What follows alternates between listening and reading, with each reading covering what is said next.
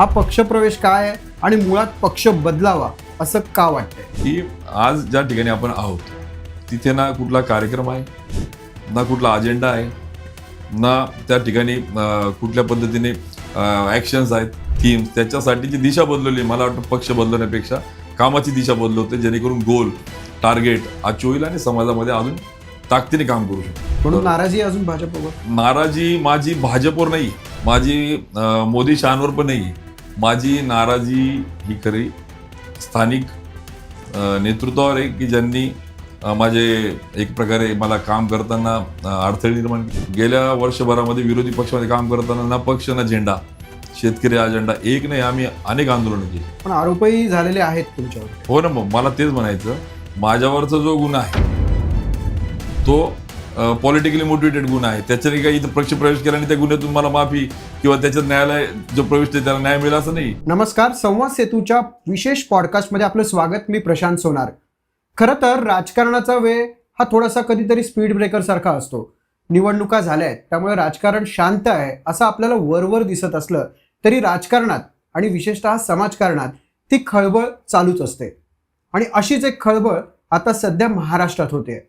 आपण त्याविषयी बोलूयाच, पण त्याहीपेक्षा महत्त्वाचं म्हणजे ग्रामीण विकासाचं स्वप्न पाहणारे आणि त्यासाठी अगदी काठोकाठ प्रयत्न करणारे असं खानदेशचं एक व्यक्तिमत्व आहे, ज्याचा स्वतःची अशी ओळख आहे की तो खानदेशचा आवाज म्हणून ओळखला जातो. अत्यंत साध्या कुटुंबात जन्मलेले, सहकारी साखर कारखानामध्ये त्यांचे वडील हे कामगार म्हणून होते. ह्यानंतर त्या व्यक्तीने स्वतःला एक असं बदललं की थेट 113 गावांशी आता तो संवाद साधतो. शेतकऱ्यांच्या पीक विम्याची जवळपास 800 कोटींची जी संपत्ती आहे, जी गरज आहे, ती त्यासाठी त्यांनी लढा दिला आणि त्या लढाईनंतर एक स्वतःचं आणि शेतकऱ्यांचं आयुष्य त्यांनी पूर्णपणे बदललं. गावाचा देखील त्यांनी विकास केला.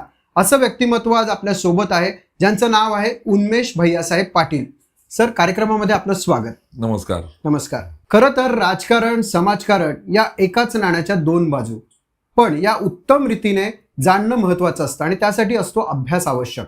आणि असंच हे अभ्यासू व्यक्तिमत्व आहे, ज्यांना स्वतःला ग्रामीण, शहरी, टेक्नॉलॉजी या सगळ्या विषयातलं व्यवस्थितरित्या कळतं. अगदी समाजाबद्दल बदललेलं स्वरूप जे बदलायचं असेल तर स्वतः ई-कॉमर्स देखील त्यांनी अभ्यासलेला विषय आहे. आणि अशाच पद्धतीने केमिकल इंजिनिअरिंग असलेले आता सोशल इंजिनिअरिंगकडे वळलेले उन्मेषजी आपल्यासोबत आहे. यांची राजकीय कारकीर्द अशी आहे की त्यांनी 2019 मध्ये खासदारकीची निवडणूक लढली आणि साधारणतः विक्रमी असे मताधिक्य त्यांनी मिळवलं, 4,11,617 इतकं. त्यापूर्वी 2014 मध्ये ते 40गाव विधानसभा मतदारसंघातनं भाजपकडून देखील आमदार झालेले. सर, आज तुमचं या कार्यक्रमामध्ये पुन्हा एकदा स्वागत. कार्यक्रमाचं निमित्त आहे की तुमची सगळीकडे चर्चा सुरू आहे. अर्थातच आपल्यापैकी जे जण बघतायत आपल्याला त्यांना ही चर्चा माहिती आहे की तुम्ही एक मोठा पक्षप्रवेश करत आहात. हा पक्षप्रवेश काय आहे आणि मुळात पक्ष बदलावा असं का वाटतंय? आपण ज्या पद्धतीने ओळख करून दिली, एक social engineering, chemical engineering, IT engineering, मुळात माझी जडणघडण कार्यकर्ता, कार्यमग्न राहणे, काहीतरी गोर गरीब राजकारणातून काही देता येईल का याचसाठी झाली. आणि मूळ आपण जो प्रश्न विचारतायत की खरोखर राजकारण माझ्यासारख्या कार्यकर्त्यासाठी सर्वप्रथम नव्हतं. मी समाजकारणात काम करत होतो. राजकीय हेतूने प्रेरित होऊन देखील कामाला सुरुवात केली नव्हती. एक छोटीशी संस्था होती, युथ डेव्हलपमेंट कॉम्पिटेटिव्ह सेंटर, महिलांसाठी जो उमंग महिलासाठीचा एक समाजशिल्पी कार्यक्रम, हेल्थवर कार्यक्रम, असेल दृष्टी दिसेल सृष्टी, एक मोतीबिंदूमुक्त गाव करता येईल का, त्यावर काम मोठ्या प्रमाणावर केलं. आणि सामाजिक कामं करत असताना तरुण म्हणजे युवा युवती, महिला, शेतकरी, आम्ही कधी सामाजिक कामामध्ये जर कळलं अन्याय होतोय तर मग संघर्ष करण्याची तयारी, कधी आंदोलन करण्याची तयारी. आणि त्याच्यातून काही पदयात्रा घेतल्या, बंद पडलेले कारखाने सुरू का होत नाही, कुठल्याही पदावर नसताना, कुठल्याही पक्षात मी नसताना एक सामाजिक कार्यकर्ता म्हणून लोकांमध्ये जाणे, आवाज उठवणे, त्यांना जाणीव करून देणे. आणि त्याच्यातून मग या शैक्षणिक संस्थेतून नेटवर्क होत गेलं. आणि मग लक्षात आलं की अरे, आपण जर 8,000 मोतीबिंदूचे ऑपरेशन केले आणि हेच जर माझ्या तालुक्याच्या ठिकाणी जर अद्ययावत यंत्रणा राहिली असती तर मला हे सामाजिक काम न करता एक सिस्टीम डेव्हलप झाली असती. बेसिकली मी केमिकल इंजिनियर, हम्म. एक IT इंजिनियर.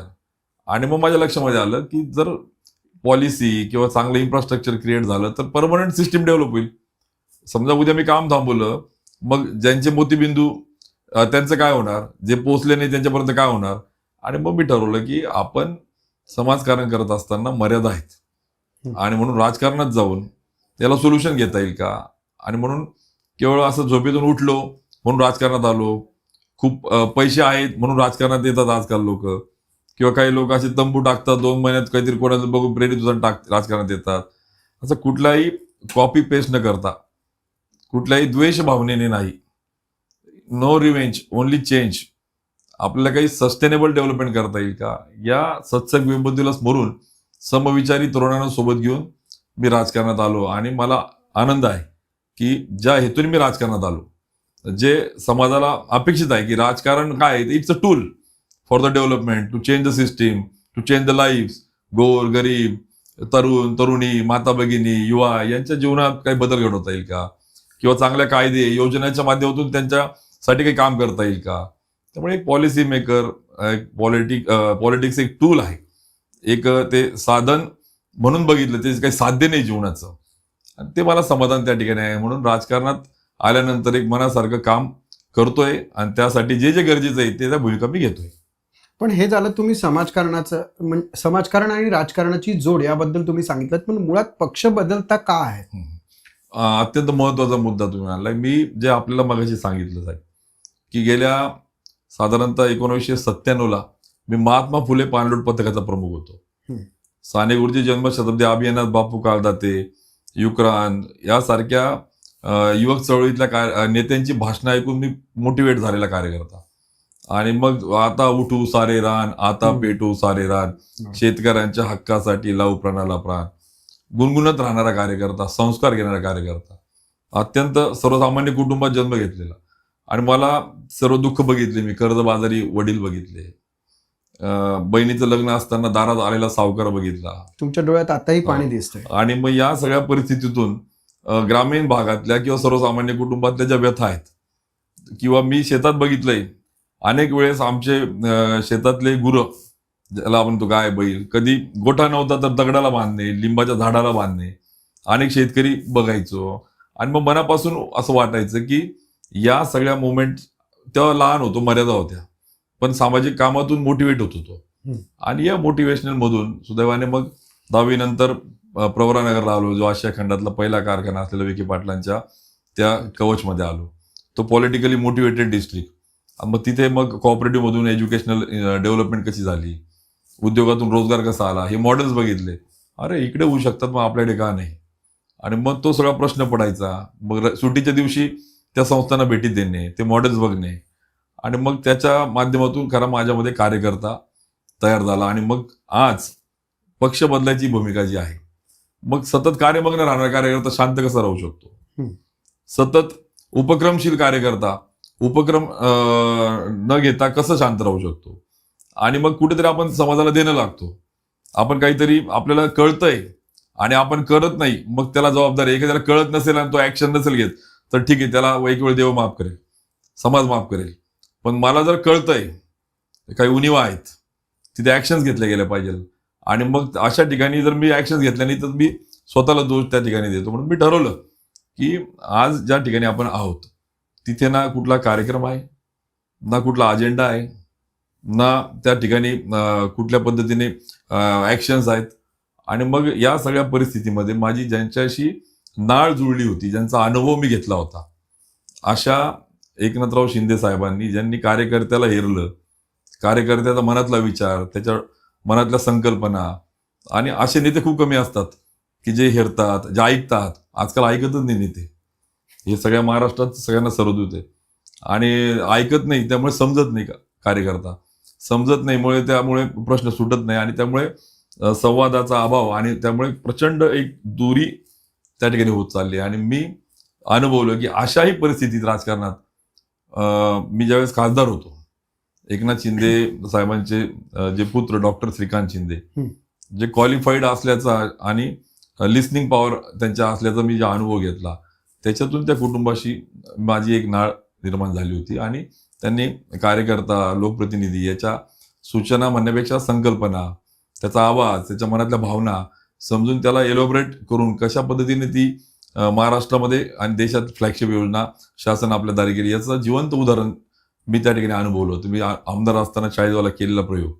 त्यामुळे अशा व्यक्तीबरोबर जर आपण गेलो की ज्याला जाण आहे, जिथे काम करायला स्कोप आहे, ज्याच्याजवळ प्रोग्राम्स आहे, ज्याच्याजवळ अजेंडा आहे आणि ज्याची समाजांसाठी करण्याची प्रामाणिक तळमळ आहे, असं नाही की निवडणूक आल्या काम करा.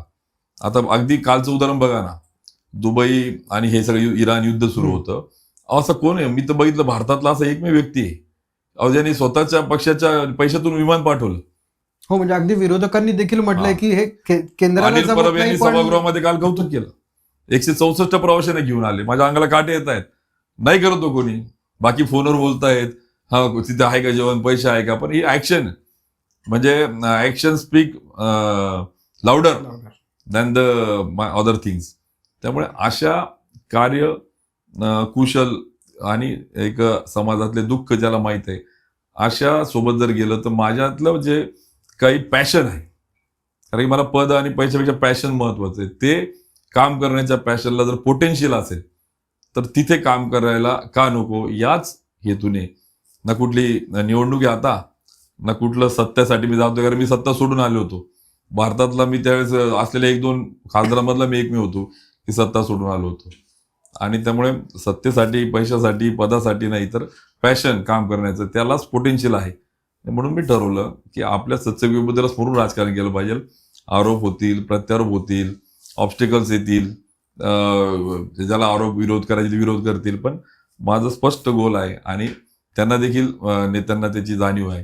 त्यामुळे अशा समविचारी, समशिले ज्यांना त्या ठिकाणी जाण असलेल्यासोबत का नको जायला, म्हणून मी माझ्या असलेल्या सगळ्या प्रोजेक्ट्स, थीम्स त्याच्यासाठीची दिशा बदलवली. मला वाटतं पक्ष बदलण्यापेक्षा कामाची दिशा बदलवते, जेणेकरून गोल, टार्गेट अचीव होईल आणि समाजामध्ये अजून ताकदीने काम करू शकतो. तुम्ही म्हणालात की सत्ता सोडून आलो, पण सत्तेतला मुख्य पक्ष जो आहे भाजप, त्यांच्याकडनं तुम्हाला काही ऑफर आली असेलच ना?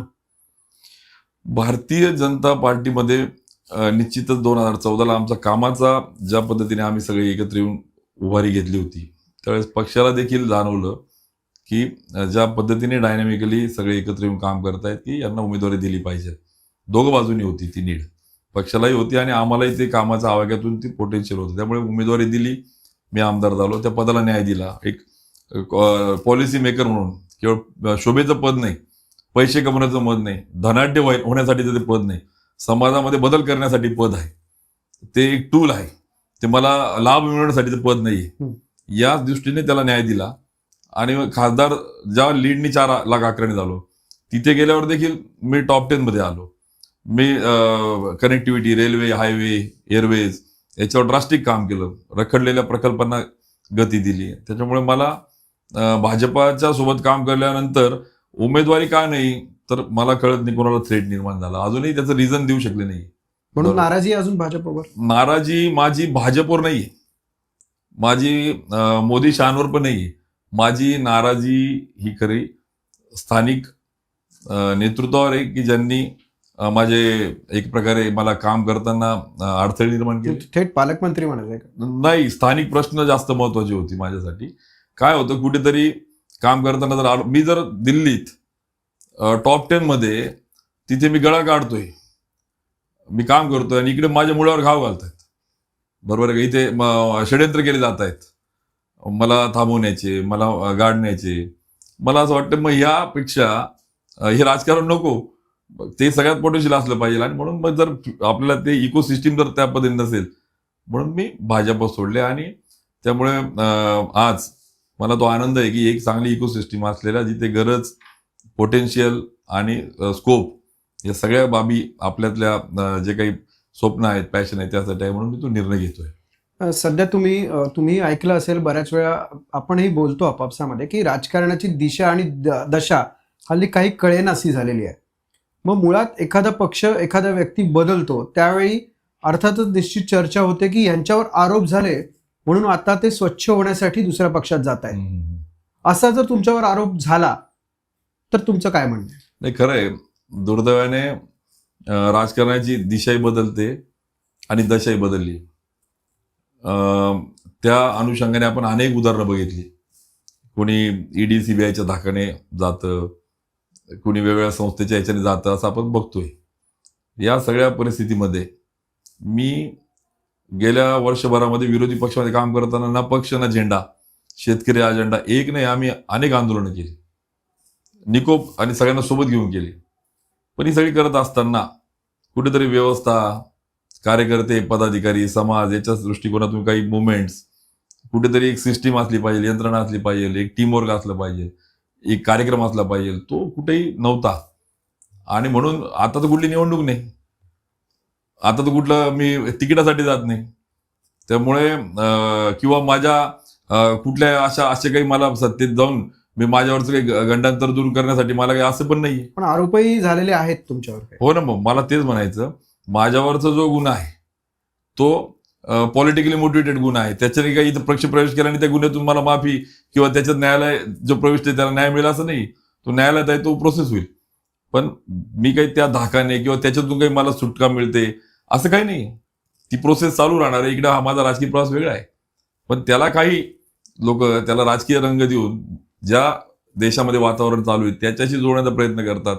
पण मला असं वाटतं, मी ठाम आहे, मी कॉम्पिटंट आहे की माझ्या कामाचा आणि माझ्यातल्या ज्या काही माझ्या डोक्यातल्या संकल्पना, ज्या पक्षातले काही कार्यक्रम, उपक्रम, त्या सगळ्या संघटना, एकंदरीत नंतर काही इश्यूज त्याला सॉर्ट आउट करण्यासाठी आपण उत्तरं जेव्हा मिळतील तेव्हा ते सगळे प्रश्न क्लिअर होतील. थोडंसं हे पक्षांतर आहे, त्यामुळे साहजिकच कोणी कोणाला अटी घातल्यात का? नाही, मी ना कुठल्या पदासाठी जातोय, ना मी कुठल्या पैशासाठी जातोय. मला फक्त कामाचं पॅशन आहे, काम करण्याचं पॅशन म्हणजे आहे. कामाच्या पण काही अटी असू शकतात की आहेत, स्वातंत्र्य द्या किंवा काय, असं काही आहे का? निश्चित की काम करण्यासाठीचं स्वातंत्र्य, फ्रीडम, त्या पद्धतीने योजना, कार्यक्रम, संकल्पना, त्या पद्धतीने संघटन, आणि तीच गरज साहेबांनी सांगितली की इथे पोटेन्शियल आहे. आणि श्रीकांत शिंदे डॉक्टरांसारखा खासदार जो 1, 2, 3 टर्म आज काम करतोय, त्यांच्यासोबत काम पण केलंय, ट्युनिंग जमलेली आहे. त्यांना पण कळतं की याच्या मागचा भावार्थ काय आहे, कार्यकर्त्याचा कार्यकारण भाव काय आहे. ती ट्युनिंग जमली असल्याने मग जास्त आनंद आहे. नक्कीच. तुम्ही मगासपासून त्या योजनेचा उल्लेख करतात, शासकीय योजनांची जत्रा. हा मुळात उपक्रम तसा साधारणतः दर्शकांना माहिती आहे, पण तुम्ही परत एकदा सांगा. आणि मुळात हा फ्लॅगशिप मॉडेल असलेलं हे प्रोग्राम पूर्ण देशभरात किंवा राज्यभरात राबवलं जात आहे, काय म्हणा? नाही, खरं आहे. मी मगाशी जो उल्लेख केला, लहानपणी म्हणजे 10वी, 8वी, 9वी मध्ये शेतातल्या जे दुःख बघितले, कॉलेजात असताना जे काही वेचलं, ते सगळं लोकप्रतिनिधी झाल्यानंतर मला काही करता येईल का, तर मी ठरवलं की सरकारी कार्यालयात वन फिरणारी वयोवृद्ध लोक, किंवा कृषी विभागात योजनेसाठी फिरणारे शेतकरी, किंवा आरोग्यासाठी वन फिरणारा तो उपचारासाठीचा जो काही पेशंट, या सगळ्यांना एका छताखाली आणता येईल का. आणि मी महाराष्ट्रातले काही छोटे छोटे प्रोजेक्ट्स होते त्याचा अभ्यास केला आणि त्याला मॉडिफाईड करून जत्रा शासकीय योजनांची, सर्वसामान्यांच्या विकासाची, under one roof, deputy collector to तलाठी, डेप्युटी सीओ टू ग्रामसेवक, मग आरोग्य, महिला बाल विकास, कृषी पासून पंचायत समिती, जिल्हा परिषद, ग्रामपंचायत, महामंडळ, या महसुलापासून तर सगळ्या योजना, मग जातीच्या दाखल्यापासून तर पगाराच्या योजना, पेन्शन सारख्या कामापासून तर आरोग्याच्या योजना, मागेल त्याला शेततळ्यापासून तर शेततळ्यासाठी ट्रॅक्टर, टिलर, रोटावेटर सारख्या योजना, मग शहरी भागातले लोकांचे दाखले असतील, अशा सगळ्या विभागाला घेऊन एका छताखाली अगोदर अवेअरनेस करायचा, बाबा रे तू हे डॉक्युमेंट घेऊन ये, तिथे त्याच दिवशी अर्ज, तिथेच त्याला मंजुरी. हा प्रयोग केल्यावर मला लक्षामध्ये आलं की 3 दिवसामध्ये 1 लाख लोकांना बेनिफिट झाले, दाखले मिळाले, योजना मिळाली, काहींना योजना माहीत नव्हती, योजना मिळाली. आणि याच्यातून एक असं लक्षामध्ये आलं की वर्षानुवर्ष अशी गावं होती, लोकसंख्येच्या प्रमाणात रेशन कार्ड नव्हती. मी 22,000 रेशन कार्ड दिले आम्ही. तांडे, पाडे, वाडे, आदिवासी, भटके, अशी काही लोक होती ज्यांना जातीचे दाखले नव्हते, कुणाला योजना मिळत होते त्यासाठी पात्र होत नव्हते, कुणाला शिक्षणासाठी, कुणाला कर्जासाठी, किंवा काही ग्रामपंचायती अशा आढळल्या की जिथे जातीचे दाखले नाही, उमेदवारी नाही.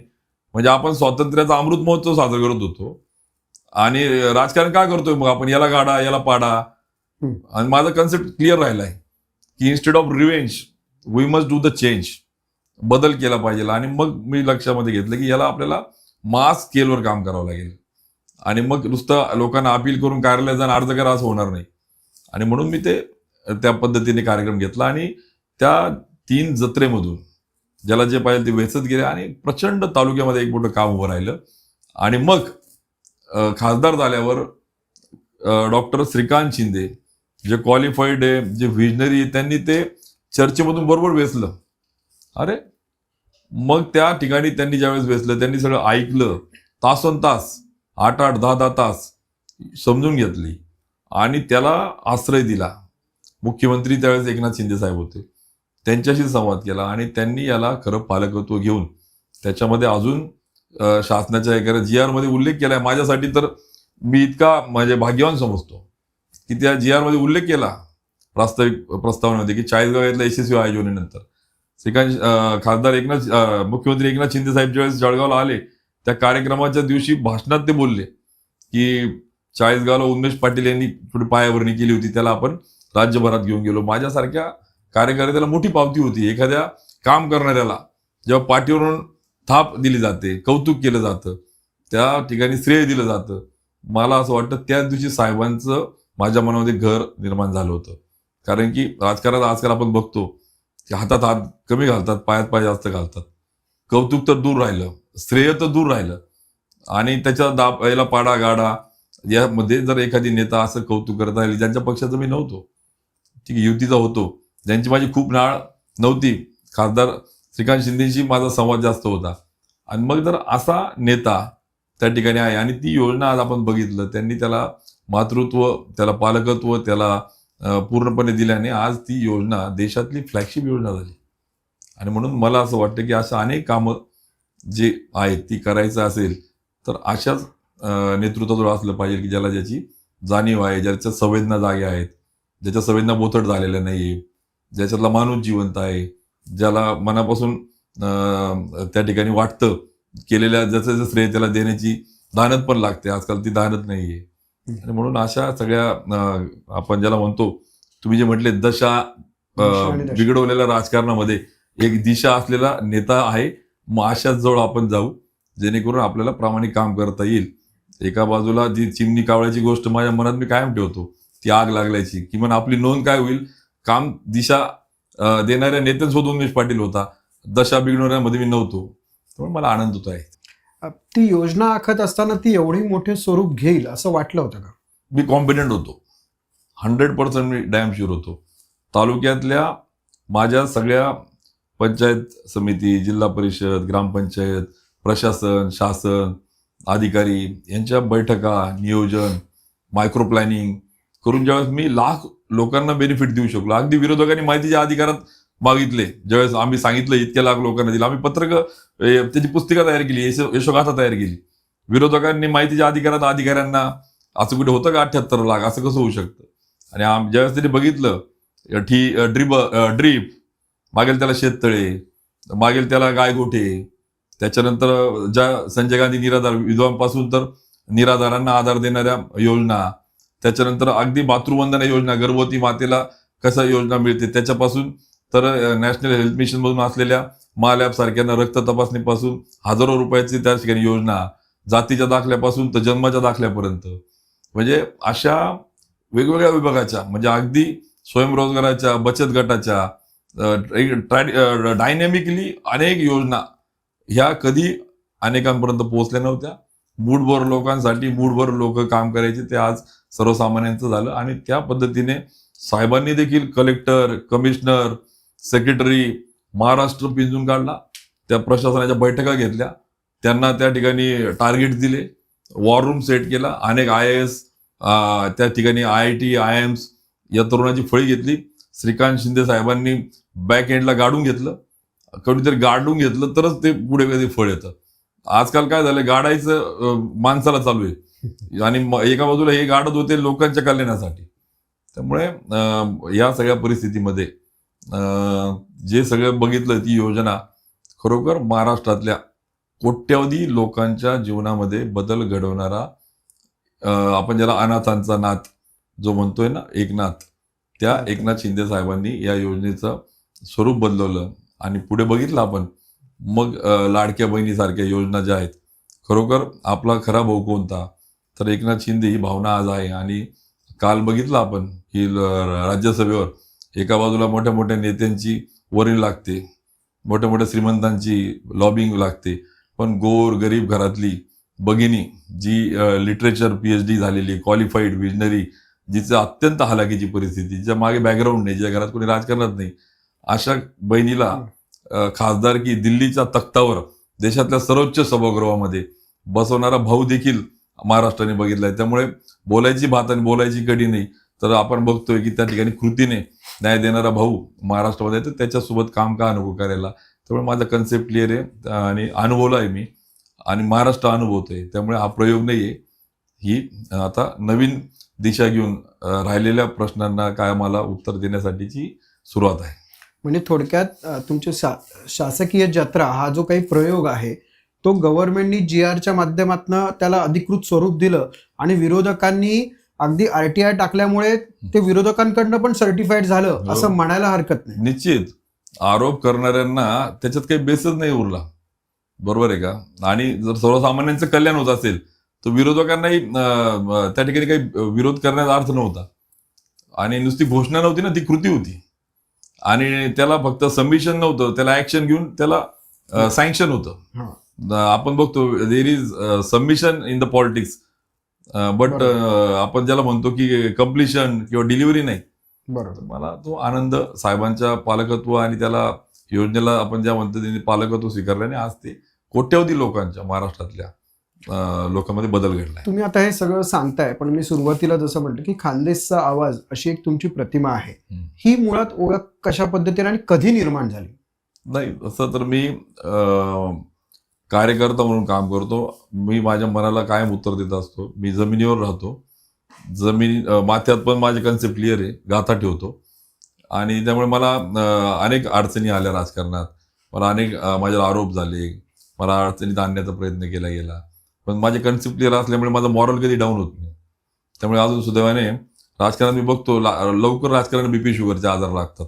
म्हणजे ते असं नाही, ते हेरिडिटी पण असतो, मला सांगायचं नाही, पण ते आजार येतो शेवटी, ट्रेसने पण येतो, कामातून येतो.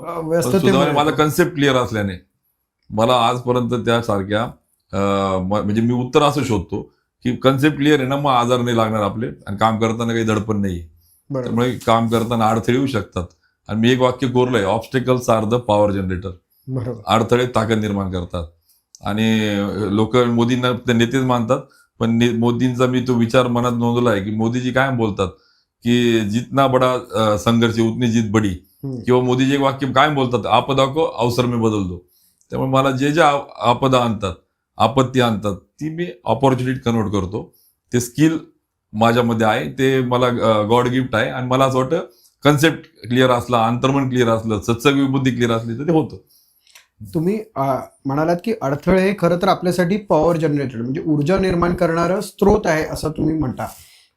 माती, शेती आणि गिरणा नदी या तिघांशी, म्हणजे खानदेशची माती, शेतकरी आणि गिरणा नदी, हे तिघांशी तुमचं नातं काय आहे? तुम्ही अत्यंत महत्वाच्या विषयावर जाता, माझ्या आवडीच्या विषयावर जात आहे. मागच्या प्रश्नातला जो एक उल्लेख होता की खानदेश, तर मला असं वाटतं की प्रत्येकाला आपल्या आपल्या गावाचा, आपल्या आपल्या तालुका जिल्हा विभागाचा अभिमान असतो. तसं मलाही माझ्या खानदेशाचा अभिमान आहे. आणि म्हणून सहज लोक म्हणतात आपला खानदेश आपला उन्मेष, पण मला असं वाटतं ते म्हणण्यापेक्षा ती जबाबदारी आहे, मला त्यासाठी काही करता येईल का. आणि म्हणून मी ठरवलंय, मी सरदार नाही, मी सैनिक म्हणून प्रवेश केलाय. आणि मी सेनापती नाही, मी सैनिक आहो. आणि सैनिक म्हणून काम करण्याचा कन्सेप्ट क्लिअर आहे. आणि म्हणून खानदेशासाठी एक सैनिक आणि माझ्यासोबत अजून सैनिक जोडता येईल का, काम करता येईल का, त्या अँगलने जातोय. आणि तुम्ही जो आता प्रश्न विचारला की माती, शेती आणि खानदेश, खरंय गिरणा. आणि मी खरं तर माझं गाव गिरणेच्या लाभ क्षेत्रात येणारं गाव, म्हणजे कालव्यामध्ये लहानपणापासून बघायचो मी. कालवा होता, कालव्याला पाणी यायचं. पण ज्यावेळेस मी इंजिनिअरिंग झाल्यावर गावाकडे गेलो तर कालव्याला पाणी नसायचं काही काही वर्षामध्ये. आणि म्हणजे गिरणा धरण बांधलं होतं त्या मागच्या 50 वर्षामध्ये, म्हणजे 45 वर्षामध्ये फक्त 9 वेळेस भरलं.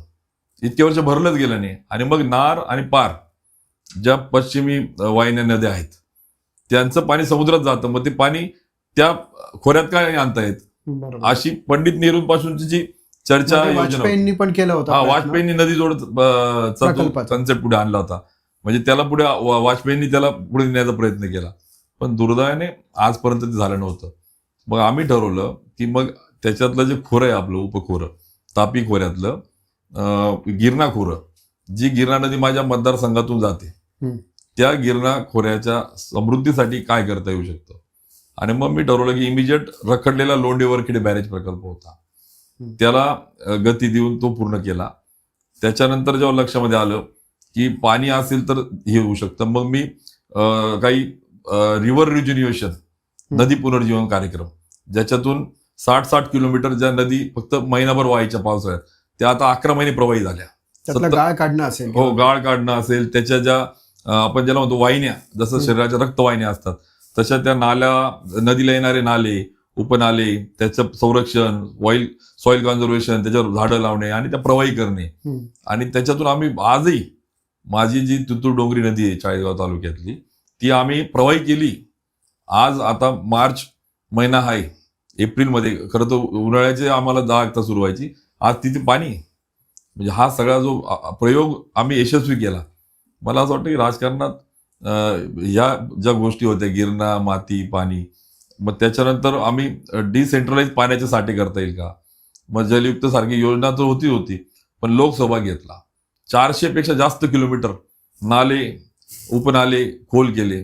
ट्रिब्युटरी ज्याला म्हणतो आपण, त्या ट्रिब्युटरीज खोल केल्या. त्याच्याने परिणामस्वरूप नाले प्रवाही झाल्या, नद्या प्रवाही झाल्या, उपनद्या त्याला येऊन मिळणाऱ्या प्रवाही झाल्या.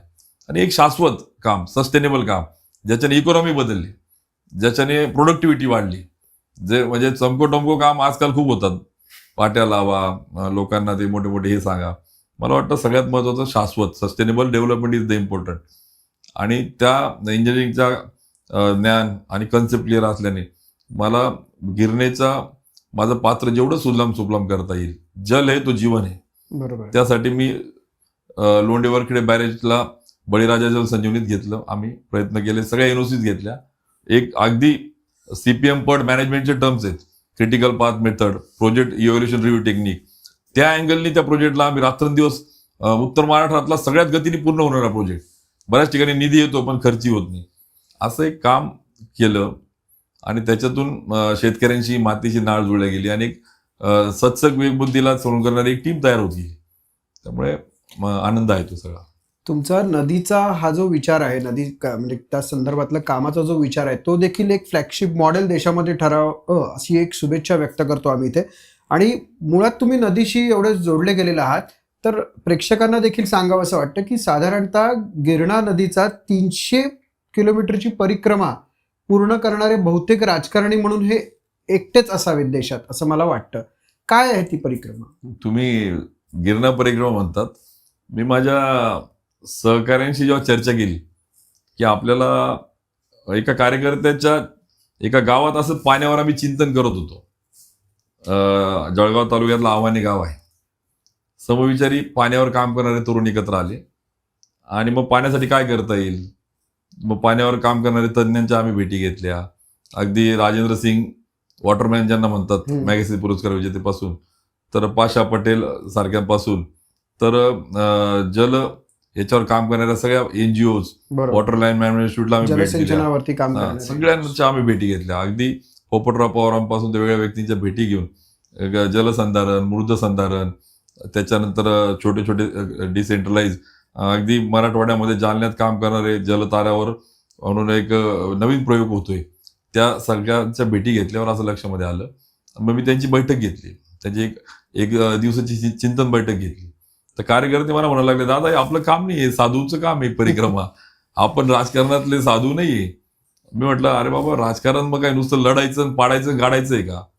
निवडणुका लढणे हा राजकारणाचा भाग आहेच, पण निवडणुका लढतो आपण, नाळ तर जुळली पाहिजे आपली लोकांची, प्रश्न तर कळले पाहिजे.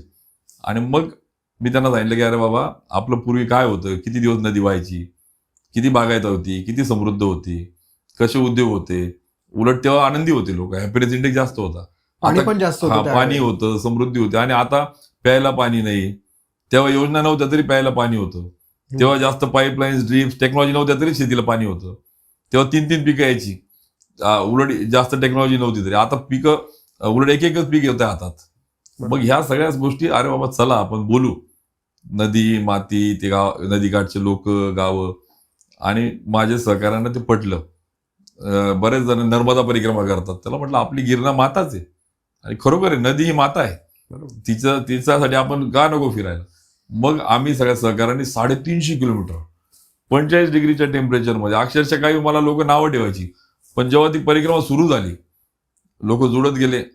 नदीच्या काठचे गावं, शेतकरी, नदीकाठचे मंदिरं, तिथले साधू संत माझ्यासोबत यायला लागले.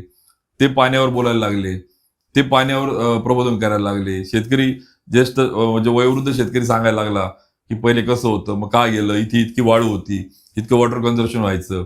काही जण म्हणायचे आम्ही इथून 2 व्हीलरवर जायचो, आता तिथे 40 फूट खड्डे झाले, वाळू काढल्या गेली, पाणी थांबत नाही. मग त्याच्यावर आमच्या लक्षामध्ये आलं की नदी पुनर्जीवन, नदीकाठचे गावं, नदीचं होणारं प्रदूषण, त्याच्यावर काय करता येईल. आणि मग आम्ही त्याच्यावर एक कार्यक्रम घेतला.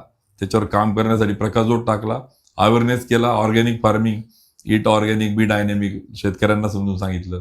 पाण्यामध्ये जे प्रदूषण होतं त्याच्याने आजार कसा येतो, त्यामुळे ते पाण्याचं प्रदूषण कसं थांबवता येईल, लोकसभा कसा घेता येईल, ग्रामपंचायती लोक यांना सोबत घेतलं. आणि एक 300 किलोमीटर ते 350 किलोमीटरचा पल्ला सगळ्या सहकार्याने घेऊन जेव्हा आम्ही केला, तर निश्चित एक मोठं काम. सयाजी शिंदे सारखे हे पण आले तिथे. गावागावाने ट्रॅक्टर, स्टीलर, रोटावेटर दिलं. कोणी तिथे वृक्ष लागवड केली, कोणी खोलीकरण केलं, कोणी बांध बंदिस्त केले.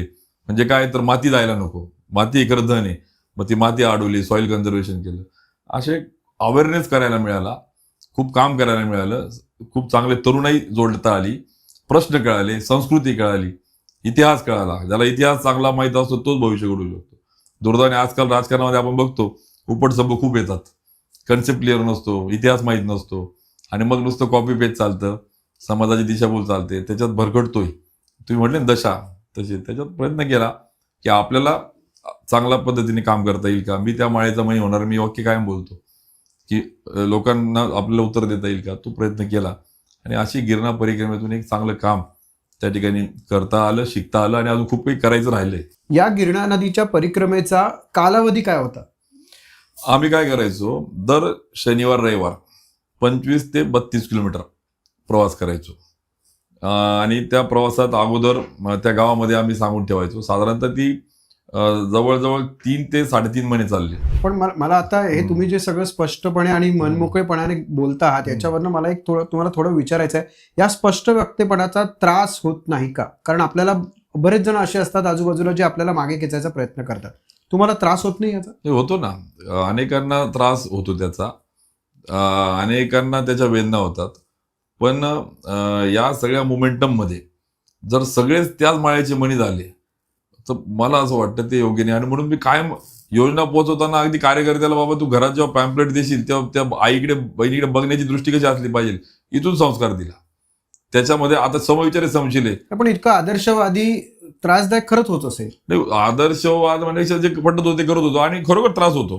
म्हणजे मला या सगळ्या मोमेंटम मध्ये, म्हणून तर मी होरपडलो ना. कुठले कारण नाही माझं तिकीट कापण्याचं. सर, मला तिकीट कापून खासदार होण्याचा आनंद नव्हता, माझ्यासाठी पद नव्हतं महत्वाचं. पण माझे जे सर, मी एअरपोर्टचं काम, नाईट लँडिंग पूर्ण केलं. महाराष्ट्रात माझं केवळ लोकसभा मतदारसंघ होता जळगाव. पुणे, मुंबई, नागपूर आणि संभाजीनगर नंतर शिर्डीच्या आधी नाईट लँडिंग झालं. कदाचित ते माझ्या बारामतीला नाईट लँडिंग म्हणून ते अजितदादांसारखा अपघात झाला तो. अथवा सांगतो मी, फ्लाईट ट्रेनिंग अकॅडमी 2 मला मिळाल्या. कनेक्टिव्हिटी केली, एअर कनेक्टिव्हिटी, रेल्वे कनेक्टिव्हिटीला आपण गतिशक्तीमध्ये, पीएम गतिशक्तीमध्ये प्रोजेक्ट टाकले. डेडिकेटेड फ्लाईट कॉरिडॉर केला आपण. हायवेज कडे आपण लक्ष दिलं. त्याच्याने कनेक्टिव्हिटी का जास्त गरजेची होती. नॅचरल प्रोजेक्ट तर येत होते, पण काही आपण डिसाईड करून प्रोजेक्ट आणले. जे काही सेंट्रली येणाऱ्या योजना होत्या त्याच्या पलीकडे काही करता येईल का. आणि त्या सगळ्या मुवमेंटमधून बाकीच्यांना वेदना होत होत्या. मी अगदी या सगळ्या मुवमेंटमधून अनेकांनी माझं कारण देऊ शकले नाही, ते त्यांना वेदनाच झाल्या. त्यामुळे तुम्ही जे म्हटलं ते खरं आहे, याचा त्रास काही लोकांना होतो, झाला. आणि म्हणून माझ्या मुळावर त्यांनी घाले घातले, मला थांबवायचं आलं, मला अडथळे निर्माण केले, मला काम करू दिलं नाही. अक्षरशः माझ्याशी, मी सांगतो, माझ्याशी तुम्ही करा ना रिव्हेंज, किंवा मला काढा ना तुम्ही. आता गिरणा नदीशी काय त्याचं वैर काढतात, केवळ उन्मेष पाटलाने पाठपुरावा करून मी नवीन काही बंधारे, आणि मी म्हणतो कोणतेही बंधारे करा, पण करा ना, पाणी अडवा ना बाबा. ते नदीतलं पाणी वाहून जातंय, ते समुद्राला जातंय. लिटरली इतका पाऊस पडला, ते पाणी वाहून गेलं, ते अडवलं असतं, जिरलं असतं, फिरलं असतं. पण केवळ उन्मेष पाटलाने ते उचललं म्हणून त्यांनी त्या नदीवर राग काढतायत. म्हणजे हे सगळं मला लक्षामध्ये आलं की तो थ्रेट, काहींना भीती वाटते. मला वाटतं तो राजकारणाचा माझ्यातला दुगुण कमी होता. आणि आता मी कन्सेप्ट क्लिअर आहे माझा, की मी सेनापती नाही, मी सरदार नाही, मी सैनिक म्हणून मी काम करतोय. त्यामुळे मी कुणाच्या विरोधात, कुणाविरुद्ध, कुणाला गाडायला नाही, तर काही कन्स्ट्रक्टिव्ह काम करायला आपण राजकारणात त्यासाठी जातोय. ही पण कन्सेप्ट आज क्लिअर करून मी त्या ठिकाणी जातोय.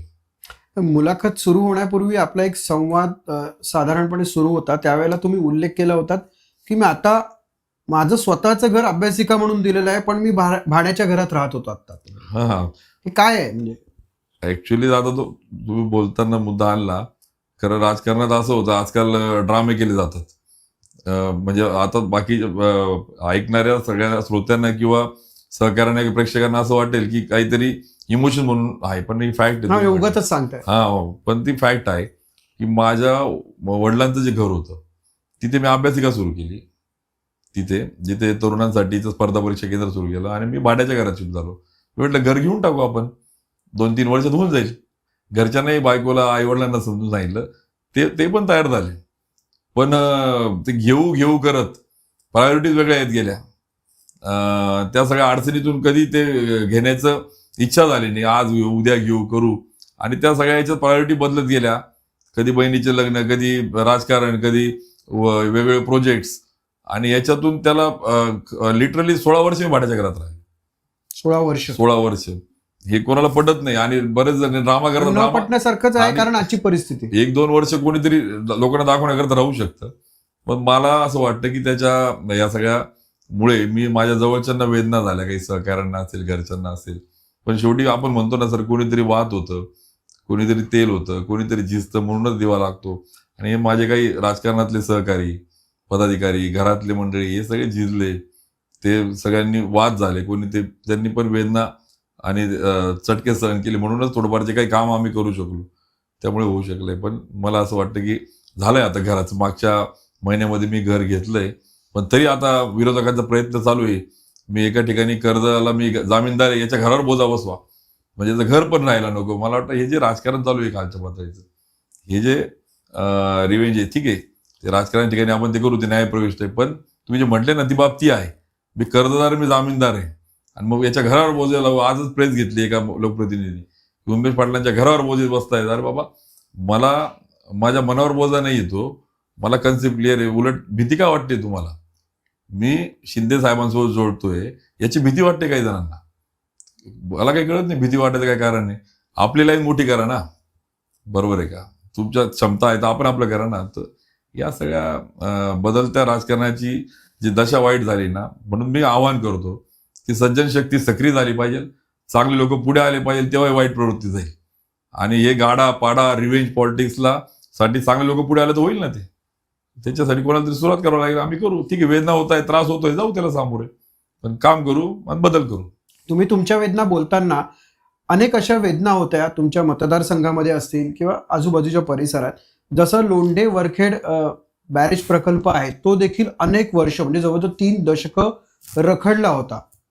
मग तो कशा पद्धतीने, कुठल्या ताकदीवरती तुम्ही तो प्रकल्प मंजूर करून आणला? हे खरं, मी इंजिनिअरिंग मध्ये एक वर्ड आहे रिव्हर्स इंजिनिअरिंग. मी काय केलं, अगोदर रिव्हर्स इंजिनिअरिंग केली की हा 30 वर्षात या प्रोजेक्टला 35 कोटी आले, आणि जर तो प्रोजेक्ट, त्याची मूळ किंमत 90 कोटी होती, त्याची किंमत 450 कोटीच्या वर गेली होती. म्हटलं जर आता मागच्या 30 वर्षात 30 कोटी आले, म्हणजे पुढच्या 50 वर्षात तो प्रोजेक्ट होणार नाही, कारण की एस्केलेशन कॉस्ट होत होती याच गतीने चाललं तर. आणि मी तर लोकांना बोललो होतो मी ते 5 वर्षात पूर्ण करतो. आणि मग मी रिव्हर्स इंजिनिअरिंग केली.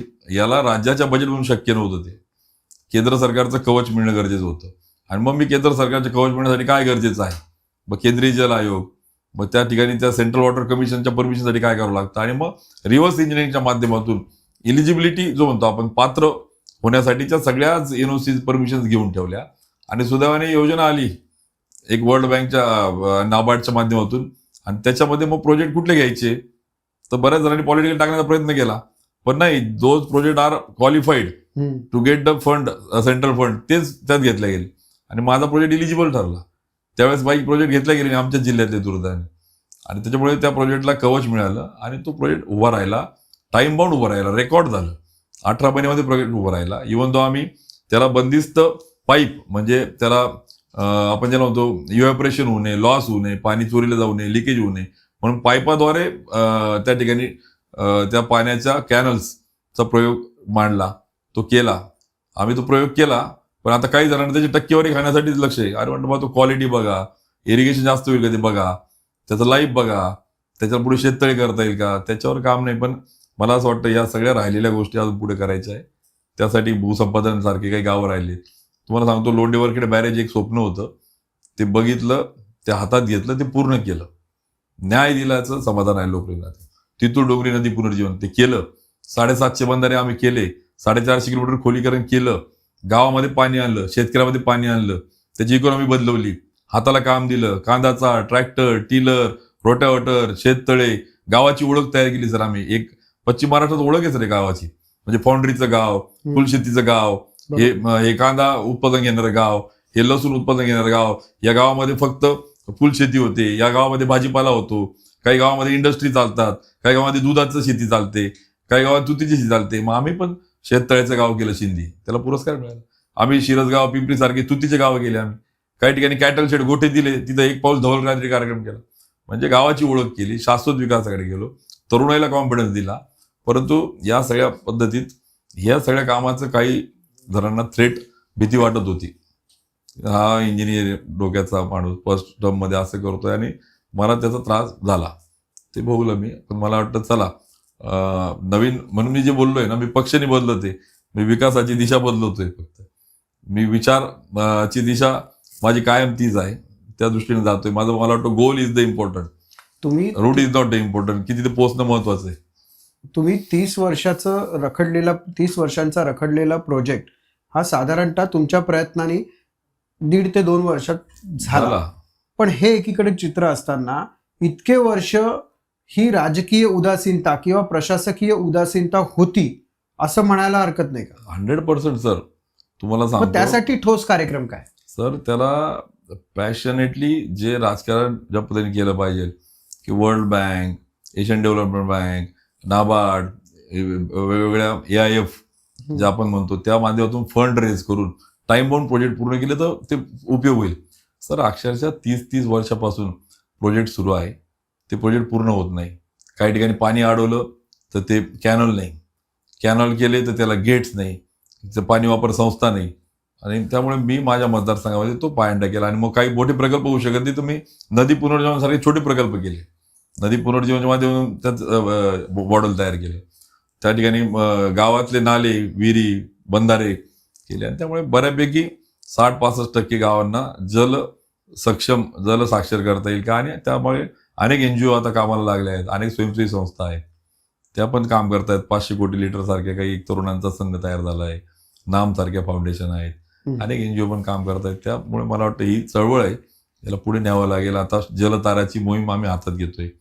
ती पुढे न्यायचं आम्ही ठरवलंय म्हणजे खरं तर एक तुमच्या योजनांवरती मीच प्रश्न विचारेन पण मला असं म्हणायचं आहे की तुम्ही अशी कोणती कामं केलीत वैशिष्ट्यपूर्ण ज्याची नोंद सर्वांनी घ्यावी नाही खरोखर आहे मला पण सगळ्यांना यासाठी सांगायचंय कामाचं कौतुक म्हणून मला अगरबत्ती ओळायची नाहीये पण लोकप्रतिनिधीला जाब विचारत नाही समाज की तू कायदे मंडळात काय केलं बाबा बिंग ॲज ए नागरिक म्हणून अपयशी ठरतो नागरिक म्हणून अपयशी ठरतो मतदार मला असं वाटतं की सजग नागरिक झाला पाहिजे सज्जन शक्ती झाली पाहिजे कुणीतरी जाब विचारला पाहिजे नाहीतर मग ते बेभान होऊन जातं धाकच राहत नाही आणि तसं बघतोय ना आपण कल्चर आता आणि दुर्दैवाने काय होतंय मग निगेटिव्हिटीमुळे समाज पण होतो जाऊ देते काही खरं नाही सगळे सारखेच आहे ते चित्र कुठेतरी होते ते बदलायचं असेल तर मी प्रयोग केले ते यशस्वी केले कोणते प्रयोग केले मी सर तुम्हाला सांगेल एक पाऊल धवल क्रांतीकडे 1 step toward the white revolution तर त्याच्यामध्ये काय होतं की अनेक ठिकाणी गाय म्हशी दूध उत्पादन घेणारी जी काही आपण ज्याला म्हणतो गोधन, त्याला शेड नव्हतं. सुदैवाने मी अभ्यास केला, पंचायत राज समितीवर होतो. नुसते दौरे करायला जातात लोक, पण त्या समितीत गेलो तिथे अभ्यासलो मी. कॅटल शेड करता येईल सर, आम्ही आणि माझे पंचायत समितीचे सहकारी मिळून, ग्रामपंचायतचे सहकारी मिळून, शासन प्रशासन आणि व्यवस्था मिळून सर आम्ही मोर दॅन 8,000 म्हणजे आम्ही हजारो गोठे उभारले. त्याच्यातून दूध उत्पादन वाढलं, त्याच्यातून गोधन आपलं जे जतन झालं, त्याच्यातून गोबर ज्याला आपण म्हणतो ते मिळालं शेण, त्याच्यातून सस्टेनेबल डेव्हलपमेंट मातीमध्ये ती झाली आणि त्याच्यातून रोजगार मिळाला. त्यानंतर आम्ही शांतने बसलो. आम्ही बघितलं, मी काही गावोगावी माझ्याकडे सरपंच यायचे निधी घ्यायला, सगळ्यांना निधी द्यायचो, पण काही गावातल्या सरपंचांना कल्पना नव्हती की अरे आपल्या पण ग्रामपंचायतच्या खात्यात काही पैसे पडलो नाही किंवा काही योजना आहे ते पैसे मिळू शकतात. फक्त आमदार खासदार निधीतून 5-10 लाखात काय होणार आहे गावाला. मग मी ठरवलं की याच्यासाठी आम्ही एक अभियान तयार केलं, उन्नत ग्राम विकास अभियान. ग्रामपंचायत सदस्य, आशा, अंगणवाडी, तलाठी, ग्रामसेवक, कृषी सेवक, आरोग्य सेवक, शालेय व्यवस्थापन समिती, आरोग्य व्यवस्थापन समिती, या सगळ्या समिती, या सगळ्यांना सोबत घेऊन 8-8 दिवस एक ग्रामपंचायतीला 2-2 तास. आणि मग चला काय अडचणी, मग त्यांना वित्त आयोगाचा खर्चित पैसा किती, पर कॅपिटा केंद्र सरकारकडून पैसा मिळतो. अगोदर कसं होतं, माझं वशील आहे, माझ्या गावाला जास्त निधी. आता तसं नाही, पर कॅपिटा सेंट्रल गव्हर्नमेंटकडनं फंड प्रत्येक गावाला दिला जातो. त्याचं सरपंच सदस्यांना माहीत नव्हतं, काही त्यांना माहित होतं तर ग्रामसेवकांचं त्यांचा संबंध नव्हता, आराखडे नव्हते, अंमलबजावणी नव्हती. म्हणजे अशा अनेक योजना, म्हणजे आरोग्य समितीपासून, शालेय व्यवस्थापन समितीपासून, त्याच्यातून त्यांना सजग करणे, त्यांच्या हक्काची जाणीव करून देणे. अक्षरशः 90 कोटी रुपये अखर्चित निधी आम्हाला मिळाला आणि आम्ही त्याला गती दिली आणि तो त्या गावामध्ये एक शाश्वत विकासाचा मंत्र ठरला. म्हणजे तुम्हाला जसं मी सांगितलं, आम्ही ठरवलं स्वयंरोजगारातून समृद्धीकडे, स्वयंरोजगारातून समृद्धीकडे. PMEGP, prime minister employment generation programme, chief minister employment generation programme, agriculture infrastructure fund, CGTMAC, credit guarantee trust for micro enterprise, अशा अनेक योजना रोजगाराच्या. म्हणजे माझ्या गावामध्ये आता एक तरुण इंजिनियर झालेला, तो आता गुळाची चिक्की करतोय. 1 लाखात सुरू केलेला उद्योग 50 लाखावर गेला. एक खवाचा उद्योग. असे तरुण ज्यांनी रोजगार तयार केला, स्वयंरोजगार दिला आणि जवळजवळ 1500पेक्षा जास्त तरुणांना अशा पद्धतीने आम्ही योजना पोहोचवल्या. म्हणजे काही रोजगार मेळावे घेतले. यावर आम्ही राहिलो नाही. मग या सगळे करत असताना असं लक्षामध्ये यायचं की महिलांसाठी काम केलं पाहिजे. मग मी सांगितलं मिसेसला, तू पण पुढे ये. मला आठवतं, आता माझ्यासोबत पंचायत समितीचे सभापती इथे बसले. आम्ही बचत गट, उमेद अभियान, सर गावोगावी बैठका घेतल्या, प्रत्येक घरातली एक महिला जोडली, बचत गट जोडला, पुरा तालुका जोडला, बचत गटाची स्थापना केली उमेद अभियानातून. त्यांचे खाते उघडणे, त्यांना अर्थसहाय्य करणे, प्रोजेक्ट तयार करणे. आणि आता लोकांचं त्या महिलांकडे मताच्या अंगाने लक्ष गेलं. पण आम्ही त्याच वेळी 14 ते 19 मध्येच गट स्थापना करून, खाते उघडून, त्या महिलांना कर्ज देऊन रोजगार, स्वयंरोजगारात आणण्याचं काम केलं. आता काय झालं, त्या बहिणींना कुठेतरी भाऊबीज कर, कुणीतरी हे कर, अशा पद्धतीने इमोशनल मतांच्या अँगलनी पाहताय. मला वाटतं त्यापेक्षा त्यांचं मन समजून घ्या, मताच्या बरोबरीने मन बघा, त्यांना काय भावना आहे ते बघा, त्याच्यावर काम केलं तर चांगलं राहील. त्याच्यावर आम्ही काम केलं. एवढ्यावर आम्ही राहिलो नाही सर. बांधकाम कामगार, श्रम संस्कृती जोपासणारे कामगार, मी पहिले उत्तर महाराष्ट्रात खानदेशात पॅटर्न 8,000 10,000 कामगारांना आम्ही लाभ दिला. मग ते इतर ठिकाणी सुरू झालं. म्हणजे पायनियर असायचो आम्ही कुठल्याही गोष्टीत. उत्तमराव पाटील वन उद्यान, जे उत्तमराव पाटील ज्यांनी भाजपाची स्थापना 1980 मध्ये केली, ते संस्थापक अध्यक्ष होते. ते माझ्या शाळेगाव तालुक्यातले. ते उत्तमराव पाटलाची आठवण नव्हती कोणाला. ती योजना जेव्हा डिक्लेअर झाली वनमंत्र्यांनी, मी दुसऱ्या दिवशी अर्ज केला. ते म्हणलं थांबा, GR तर होऊ दे बाबा. इमिजिएट 25 एकर जागा शोधली आणि एक ऑक्सिजन पार्क तयार केला, म्हणजे उत्तमराव पाटील वन उद्यान. छत्रपती शिवाजी महाराजांचं स्मारक. 40 वर्ष अपेक्षा होती की तो आमचा राजा आहे, 12 बलुतेदार, 18 पगड जातींसोबत घेऊन काम करणारा, स्वाभाविकच तो तालुक्यात असलं पाहिजे. नव्हतं, ते केलं आम्ही. यासोबत मला आठवतं आरोग्य संकुल. सर अक्षरशः एवढा मोठा खानदेश आमचा, त्यातला तालुका, नॅशनल हायवे, रेल्वेला, पण आरोग्याचं मला आठवतं 500 स्क्वेअर फूटचं दुसऱ्या मळ्यावर लोखंडी जिन्याने जायचं ते दवाखाना होता. आणि किती लाख लोकांचं, 4 लाख लोकांचं आरोग्य तिथे सांभाळ. अक्षरशः हजारो जीव, कोणाचा मुलगा गेला, कोणाची मुलगी गेली, कोणाचा बाप गेला, कोणाची आई गेली, व्यवस्था नसल्यामुळे. ज्याच्याकडे पैसे होते तो बाहेर जायचा. पण सर मला आनंद याचा वाटतो की आम्ही ग्रामीण रुग्णालय, ट्रामा सेंटर ते उभारलं आणि कोविडमध्ये लाखो लोकांना वॅक्सिनेशनला काम आलं. एक यंत्रणा उभारली. जे माझं स्वप्न होतं की सिस्टीम करता येईल का, व्यवस्था उभारता येईल का, आणि त्याला नाव पण सर म्हणजे बरेच जण राजकारण करतात महापुरुषांच्या नावाने. मी काय म्हटलं, तरुण पिढींना कळालं पाहिजे. मी शेतकऱ्यांचा आसूड वाचला महात्मा फुलेंचा. मी ते वाचताना माझ्या लक्षामध्ये आलं की महात्मा आणि सावित्रीमाई यांनी स्वतःचा लेख प्लेगच्या साथीमध्ये गमावला. इंग्रज म्हणत होते तुम्ही बाहेर निघू नका, त्यांनी ते ऐकलं नाही, सेवा केली आणि तो संसर्गजन्य रोग होता आणि स्वतःचा लेख गमावला. मग मी ठरवलं की अरे याला महात्मा फुले आरोग्य संकुल नाव देऊ, ते जिवंत ठेवता येईल का कृतीने. म्हणजे अशा अहिल्याबाई होळकर आमच्याकडे मेंढीचं एक क्षेत्र होतं, त्याला कंपाऊंड फेन्सिंग, त्याला चारा, त्या व्यवस्था त्या डेव्हलप केल्या. म्हणजे महापुरुषांना कृतीने जिवंत ठेवता येईल का. के मूस म्हणून सर तुम्ही ऐकलं असेल, के मूस एक अवलिया एक व्यक्तिमत्व आहे की जे के मूस ऍक्च्युली वर्ल्ड फेमस चित्रकार. आपण म्हणतात ना त्यांनी कलेशी लग्न करून घेतलं. तुम्ही जर मी प्रेक्षकांना पण सांगेल, तुम्ही कधी युट्यूबला टाका प्रेम प्रेयसी आणि प्रतीक्षा के मूस. सर हा चित्रकार 40 गावात त्याचं स्वतःची गॅलरी 40 वर्ष कोणी बघत नव्हतं. तिला आम्ही पर्यटन मध्ये आणला, ती डेव्हलप केली. सर म्हणजे आज आर्ट संस्कृती जोपासल्या. म्हणजे अशा अनेक कामातून क्रीडा संकुल, नदी पुनर्जीवन, पर्यटन, सर अक्षरशः मंदिरं, हिंदू हिंदू हिंदू, अरे पण ते देवळं, ते देवस्थानं, ती मंदिरं ही आमची ऊर्जेची ठिकाण आहे. बरोबर आहे का. फक्त मतांसाठी हिंदू का, अरे मग कृती कोण करेल, ते जोपासेल कोण. म्हणजे मला वाटतं आमच्या पाटणादेवी शून्याचा ठेव लावणारा भास्कराचार्य कोणी नाव घेत नव्हतं त्यांचं. अक्षरशः ती म्हणजे एका बाजूला पुढच्या पिढीला तर माहीत पण होणार नाही. मी असा होतो शपथ घेताना की भास्कराचार्य ज्यांनी जगाला शून्याचा ठेवा दिला, अशा तालुक्यातून मी आलो त्यांना स्मरण करतो. स्वर्गीय जीबो ज्यांनी सहकार म्हणजे त्या पुढच्या पिढीला कळायला पाहिजे म्हणून त्यांचा नामोल्लेख केला. शपथ घेताना आयराणीतून शपथ घेतली, माझ्या मायबोलीतून. आणि चांगला संस्कार पुढच्या पुढे ठेवता येईल का, तो प्रयत्न केला, त्याला निधी आणला. म्हणजे आज मुदई देवीपासून तर आमच्या बाळच्या असलेल्या, नंतर वडगाव लांबेच्या असे अनेक देवस्थान होते. मंगळग्रह आहे सर, ज्या भारतात निवडक 2-3 आहे, तिथे आपण पर्यटनचा निधी आणला. म्हणजे निधी नुसता ठेकेदार ओरिएंटेड नाही, आमच्या अस्मिता, आमची संस्कृती, आमची ती जपता येईल का, पुढच्या पुढे तो ठेवा देता येईल का. आणि तो त्या ठिकाणी आणल्याचं अनेक कामं त्या ठिकाणी करता आली. एअरपोर्ट सारखं त्या ठिकाणी त्याला नाईट लँडिंग, असे अनेक कामं जी मॉडेल आपण म्हणतो त्याला, जी सरकारची योजना नव्हती, आम्ही त्या योजना तयार केल्या. म्हणजे मला आठवतं की हे सगळं करताना डोळ्याची शिबिरं जी घ्यायचो ना, अक्षरशः 15 तात्याराव लहान पद्मश्री यांना कायम घेऊन जायचो. 10-15 हजार लोकांचे डोळ्याचे ऑपरेशन, त्यांना चष्मे, एक चांगलं काम, आरोग्य क्षेत्रामध्ये शिबिरं, असे सगळ्यांना. स्पर्धा परीक्षा केंद्र, उमंग स्पर्धा परीक्षा मोफत मुलांना, आणि स्वतः पॉलिटेक्निक उभारलं, काही त्या मुलांना मदत करता येईल का. तंत्र शिक्षणातून समृद्धीकडे अभियान राबवलं. Instead of doing DED BEd, why should not we go for the professional courses? Instead of become job seeker, why should we become the job provider? असे संस्कार रुजवून यूथला खरोखर एक चांगली शक्ती दिली. आणि त्याच्यातून MIDC होती, पण त्याला रोड नाही, त्याला पाणी नाही, त्याला लाईट नाही. मग कशाला उद्योग येईल. एक्सप्रेस फिल्टर आणलं, पाण्याचं शुद्ध जे घरात पाणी नगरपालिकेचं यायचं पिण्याचं ते तिथे दिलं, रोड्स केले, परिणामस्वरूप 1000 कोटीची गुंतवणूक आली, रोजगार मिळाला.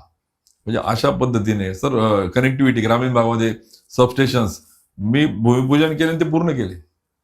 म्हणजे अशा पद्धतीने जाळं जुळलं.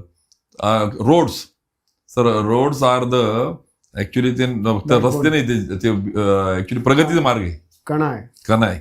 म्हणजे आम्ही नॅशनल हायवे सोबत हॅम मॉडेल आलं त्यावेळेस बऱ्याच लोकप्रतिनिधीला त्याचा लॉंग फॉर्म सांगता येत नव्हता, हायब्रिड अॅन्युटी मोड. त्या हॅम मध्ये सगळ्यात जास्त रस्ते टाकलेले सर. 400 किलोमीटरचे जवळजवळ 3000 कोटीपेक्षा नॅशनल हायवे, हॅम आणि PWD मधून आम्ही तालुक्यातल्या आणि तालुक्याला जोडणारे रस्ते अपग्रेड केले, गॅझेट केलं. आणि यासोबत हे सगळं करत असताना जेव्हा लक्षामध्ये आलं की रस्ते, ब्रिजेस हे काम करत असताना मग या सारख्या मोमेंटम मधून अनेक अशी उपक्रम होती, कार्यक्रम होती की ज्याच्यातून आपल्याला शेतीचे शिबिरं, व्याख्यानं, ऑर्गॅनिक फार्मिंग असेल, सेरिकल्चर असेल, तुती लागवड, अनेक शेतकऱ्यांना तुती लागवडीचा मार्ग दिला. म्हणजे याच्यातून एक चांगलं काम आणि एक विश्वास तो उभा राहिला. आणि त्या सगळ्या अनेक पद्धतीने प्रयत्न प्रामाणिकपणे केला. तुम्ही हे जे काही सांगितलं सगळं तुम्ही केलेलं कार्य खरं तर हे वाखाणण्यासारखं आहे. पण ज्याला समाजकारणाची ओढ असते तो साधारणतः नेहमी तहानलेला, भुकेलेला असतो. आणि जर राजकारणात तो असेल तर त्याला ती नेहमी राबवण्याची एक आवड असते. असे कोणते 3 उपक्रम तुम्ही काही सांगू शकाल का, की जे तुम्ही भविष्यात करू इच्छिता? निश्चित. मला असं वाटतं की राजकारणात काम करणारे लोकप्रतिनिधी, या लोकप्रतिनिधीला जर त्याचे हक्क, त्याचे कर्तव्य, मग तो त्या पातळीला जो काम करतो, कोणी स्थानिक स्वराज्य संस्थेला करतं, त्रिस्तरीय व्यवस्था जशा असतात, ग्रामपंचायत, जिल्हा परिषद, नगर परिषद यासारख्या किंवा ज्या आपल्या वेगवेगळ्या योजना, याच्यातून जर आपल्याला चांगल्या पद्धतीने शिक्षण, प्रशिक्षण किंवा प्रबोधन करता आलं तर काय होईल, राज्यभरामध्ये एक चांगली लोकप्रतिनिधी फळी तयार झाली तर बाय डिफॉल्ट रीच वाढेल आणि इक्वल डेव्हलपमेंट आपण ज्याला म्हणतो चालू होईल. नाही तर काय होतं, ज्या ठिकाणचा लोकप्रतिनिधी सजग तिथे डेव्हलपमेंट, जो लोकप्रतिनिधी सजग तिथे योजना. तर त्यावर काम करण्यासाठी मला खात्री आहे की निश्चित आम्ही पक्षाच्या माध्यमातून काही राज्यभरात ग्लोबल काही करता येईल का फोरम, त्यावर काम करणं मला वाटतं महत्त्वाचं आहे. नंबर 1. नंबर 2, रोजगार, एम्प्लॉयमेंट. म्हणजे आता एंटरप्रेनर आपण जे म्हणतो उद्योजक, त्याऐवजी एनर्जी प्रेनर म्हणजे आपल्याला अन्नदाताला ऊर्जादाता जे म्हणतो आपण, टाकाऊतून टिकाऊ. तर त्यावर काही मोठ्या प्रमाणावर आपल्याला रोजगार आणि स्वयंरोजगाराचे मॉडेल्स तयार करता येईल का. आणि 3, लॅब टू लँड. म्हणजे सर काय होतं, लॅबमध्ये रिसर्च आहे, लॅबोरेटरीमध्ये, प्रयोगशाळेमध्ये, पण ते जमिनीवर नाही. अनेक संशोधन आहेत, अनेक नवनवीन तंत्रज्ञान आहेत, ते लॅबोरेटरीत आहे, शास्त्रज्ञांजवळ आहे.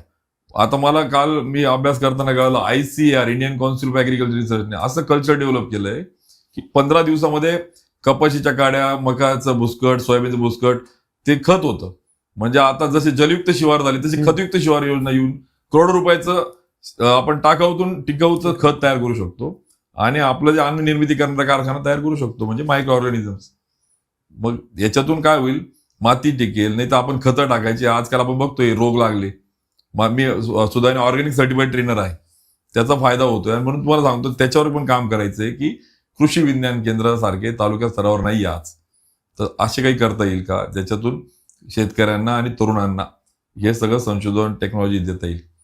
अशा पद्धतीने प्रामाणिकपणे शेती, माती आणि युवक आणि माता भगिनी या सगळ्या घटकांसाठी पॅशनेट होऊन ज्या काही मनातले काही चांगले प्रोजेक्ट्स ते सगळे काम करता येईल का, एक प्रयत्न प्रामाणिकपणे करत राहू.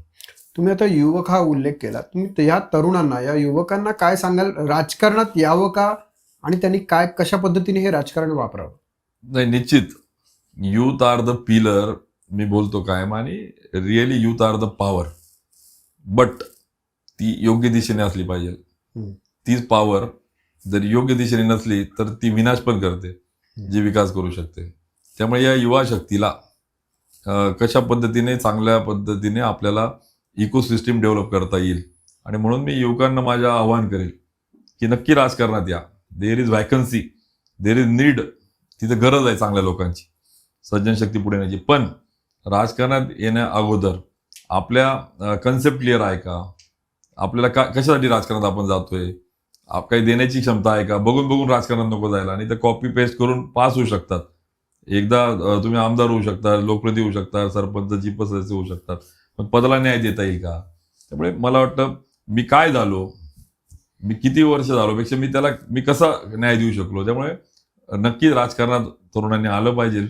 पण त्या पलीकडे अनेक असे कामं आहेत, त्या पद्धतीने आपल्याला करता येतील. त्यामुळे youth are the pillar, youth are the power, आणि युवा शक्तीमुळेच काही चांगलं काम होऊ शकतं, माझा ठाम विश्वास आहे. बऱ्याच जणांना वाटेल फक्त राजकारणी बोलतात, पण नाही, मी त्याला प्रयत्न केला आहे. त्यामुळे मला कॉन्फिडन्स आहे की चांगलं युवा शक्तीला घेऊन येणाऱ्या काळामध्ये अजून चांगलं काम करू. खानदेशचा आवाज आता एकनाथ शिंदेचा शिलेदार म्हणून उभा राहतोय, या गोष्टीकडे कसं तुम्ही पाहता? आणि मला आनंद आहे की मी अगोदर जे वाक्य बोललो की मी सरदार नाही तर मी सैनिक म्हणून साहेबांसोबत काम करायला येतोय. आणि शिवसेनेत प्रवेश करत असताना मला खात्री आहे साहेबांचं वैद्यकीय सहायता कक्षापासून तर डिझास्टर मॅनेजमेंटपर्यंत, डोळ्यातले अश्रू पुसणाऱ्यांपासून, तर मी असा मुख्यमंत्री बघतोय प्रत्येकाची शेती आहे पण तो शेतात जात नाही, समजून घेत नाही, ते लोकांपर्यंत पोहोचत नाही, मी असा मुख्यमंत्री बघितला, हा दरेगावात जातो खरी, लोकांनी काहींनी खिल्ली उडवली, अहो पण तिथे जाऊन तो वेचतो, तो समजून घेतो. आणि बांबूवर बोलले हो साहेब, ऑक्सिजनवर बोलले. मनरेगामध्ये बांबू लागवडीसाठी त्यांनी अक्षरशः 1.5 लाखावरून 7 लाखापर्यंतचा क्रांतिकारी निर्णय घेतला सर. का घेऊ शकले? ते मातीत गेले, त्या लोकांशी समविचारी लोक जुळवले, त्यांचं ऐकलं आणि म्हणून करू शकले. पण आजकाल राज्यकर्त्यांना असं वाटतं की हे शक्य नाही, आणि म्हणून मला असं वाटतं की अशा एकनाथराव शिंदे साहेबांसोबत, डॉक्टर श्रीकांत शिंदे सारखे क्वालिफाईड लीडर आणि त्यांचे सगळे सहकाऱ्यांसोबत काम करायला मला मनापासून आनंद होईल. त्यांचा एक सगळ्यांचा सैनिक म्हणून, सहकारी म्हणून निश्चित एक चांगलं काम. राजकारणात आरोप प्रत्यारोप, डर्टी पॉलिटिक्सपेक्षा कन्स्ट्रक्टिव्ह पॉलिटिक्स, रिव्हेंज पॉलिटिक्सपेक्षा चेंज पॉलिटिक्सचा धागा मला होता येईल का, तो काम कर. सर थोडासा वेगळा प्रश्न, लहान तोंडी मोठा घास घेतो म्हणायला हरकत नाही. तुमचं नाव जे आहे ते उन्मेष आहे. उन्मेष म्हणजे मुळात तो उत्साह, ती प्रेरणा असते. पण थोडंसं कुठेतरी तुमचा स्वभावही फार बोलका आहे. म्हणजे यामुळे तुमची कधी कधी खरं तर चेष्टा लोक करतात, किंवा जे कोणी समाजातली विपरीत प्रवृत्ती आहे ती तुम्हाला बोल बच्चन या अनुषंगाने बोलतात. तुम्ही अशांना काय उत्तर द्याल? खरं तर ते विरोधकांचं काम आहे, ते विरोधात बोलत असतात, त्याच्याकडे लक्ष द्यायला नको. पण आता या निमित्ताने सगळ्यांना पण कळालं पाहिजे, आजकाल तो ट्रेंड झालाय सोशल मीडियात फेक अकाउंट करायचा आणि त्याच्यात तो ट्रोल करायचं. मला वाटतं दॅट इज नॉट इम्पॉर्टंट. शेवटी मनावर काय आहे, लोकांच्या मनावर काय आहे, किती ट्रेंड करण्याचा प्रयत्न केला, ट्रोल करण्याचा प्रयत्न केला तरी तंत्रज्ञानाच्या पुढे मन संस्कार आहे. आणि म्हणून मला वाटतं बोल बच्चन, तर मी एका बाजूने होय मी बोल बच्चन आहे, कारण मी आमदार खासदार मला बोलायला केलंय ना हो, लोकप्रतिनिधी सभागृहात. ते काही नुसतं सभागृहात झोपायचं, गैरहजर राहायचं आणि मग गल्लीत भाषण करून याला त्याला बदनाम करायचं. मी बोललोय, मी देशातल्या सभागृहात बोललोय म्हणून टॉप 10 खासदारामध्ये आलो सर. मी राज्यातल्या विधानसभेमध्ये बोललो म्हणून माझी एक ओळख तयार झाली, म्हणून प्रशासनामध्ये एक रिस्पेक्ट आहे. मी बोललो म्हणून काही प्रश्न सुटले, मी संघर्ष केला, आंदोलन केलं म्हणून पीक विम्यासारखा सर तो विषय राहिला, हजारो कोटी रुपये मी देऊ शकलो, लोकांना न्याय देऊन मी आणि माझे सहकारी देऊ शकलो. मी स्वतः एवढा श्रीमंत नाही, पण त्यांचा अधिकार आहे तो त्यांना देऊ शकलो. त्यामुळे मला असं वाटतं बोलणे किंवा त्या ठिकाणी अधिक संघर्ष करणे हे कर्तव्य आहे कॉन्स्टिट्यूशन दिलेलं. आणि मला वाटतं लोकप्रतिनिधी जर बोलला नाही, तू जर मुका राहिला, बधीर राहिला, तर मला वाटतं उपयोग नाही. ज्याचे कान उघडे असतात, ज्याच्या संवेदना जागा असतात, तोच बोलू शकतो. जे बोथट असतात, जे स्वार्थी असतात, जे बोटशेपी धोरण घेतात, जे मतलबी असतात, ते बोलत नाही, ते शांत राहून जातात, चूप राहतात, ते स्वतःचं हित बघून बोलतात. बरोबर आहे का? आणि मग या सगळ्या ठिकाणी मला असं वाटतं विरोधकांचं काम जरी करत असले, पण मी माझ्यावर प्रेम करणाऱ्या, माझ्याकडून अपेक्षा असणाऱ्या किंवा मला ज्यांचा आशीर्वाद आहे अशा सगळ्यांना मी सांगेल की होय मी बोलवचन आहे तर आहे, पण मी त्याला न्याय दिलाय. त्यामुळे मला असं वाटतं ती माझ्यासाठी प्रेरणा आहे, ती हिनवणी नाही. खरं तर आपण कार्यक्रमाच्या किंवा या मुलाखतीच्या शेवटाकडे जातो, पण अत्यंत महत्वाचा असं मला प्रश्न तुम्हाला विचारायचा की प्रत्येक राजकारणी जो समाजाशी जोडल्या गेलेला असतो त्याला स्वतःसाठी खाजगी असा वेळ द्यायला फार कमी मिळतं. मग मला ह्या संदर्भात प्रश्न विचारायचा की तुम्ही एवढं सगळं करता, तुम्ही स्वतःसाठी वेळ कधी देता, कुटुंबियांसाठी वेळ कधी देता, आणि मुळात ह्याबद्दल कुटुंब कशी तुम्हाला साथ देतं?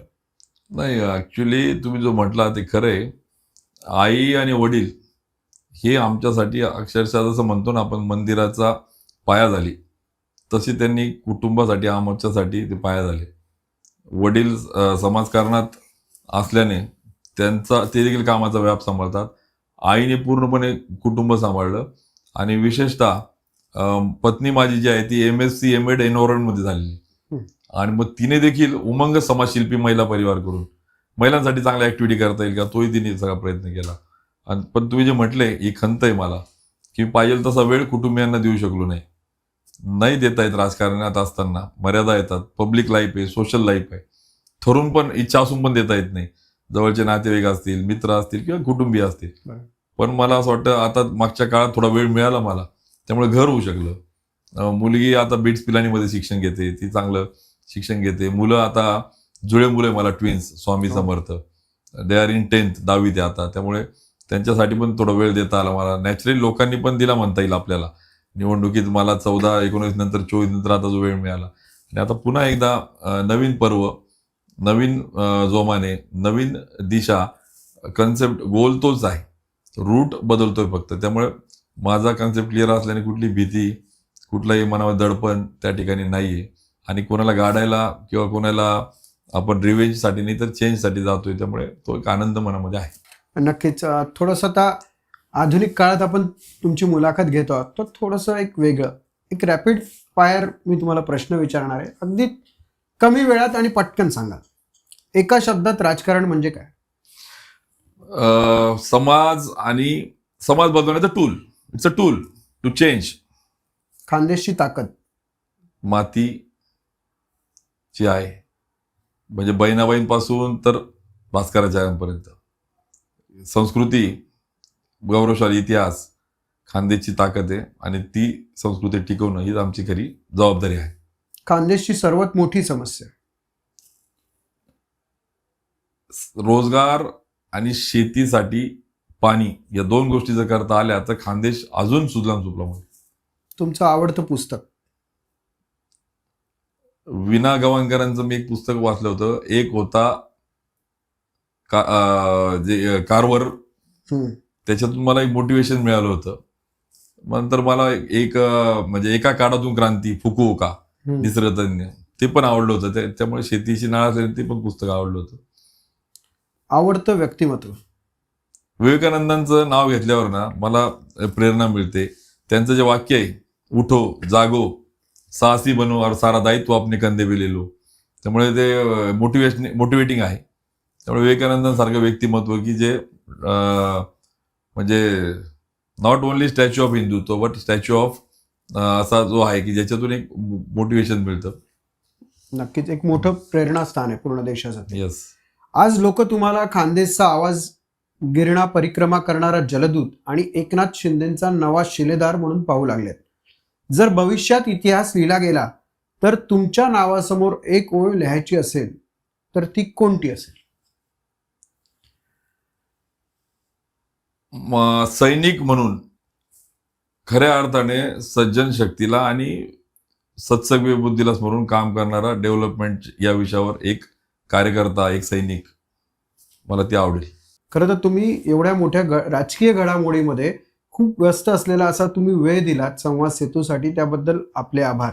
मुळात प्रेक्षक हो, समाजामध्ये क्रांती घडवायची असेल, मग ती धवल क्रांती असेल, अर्थक्रांती असेल किंवा एखाद्या विचारांची क्रांती असेल, तर त्यासाठी अभ्यासू असणं हे महत्त्वाचं आहे. आणि नुसतं अभ्यासू असून पुस्तकापुरतं मर्यादित न राहता जमिनीवरती ते उतरवणं जास्त महत्त्वाचं आहे, असा विचार असणारे उन्मेष पाटील जे आपल्यासोबत होते. आणि तुम्हाला जे आवडलं असेल ते निश्चित तुम्ही कुठेतरी स्वतःमध्ये आत्मसात करून ते पूर्णतः जमिनीवर उतरवा, म्हणजे प्रत्यक्षात उतरवा, जेणेकरून अशा एका नागरिकाची आपण एक स्वतः अशी ओळख बनली पाहिजे.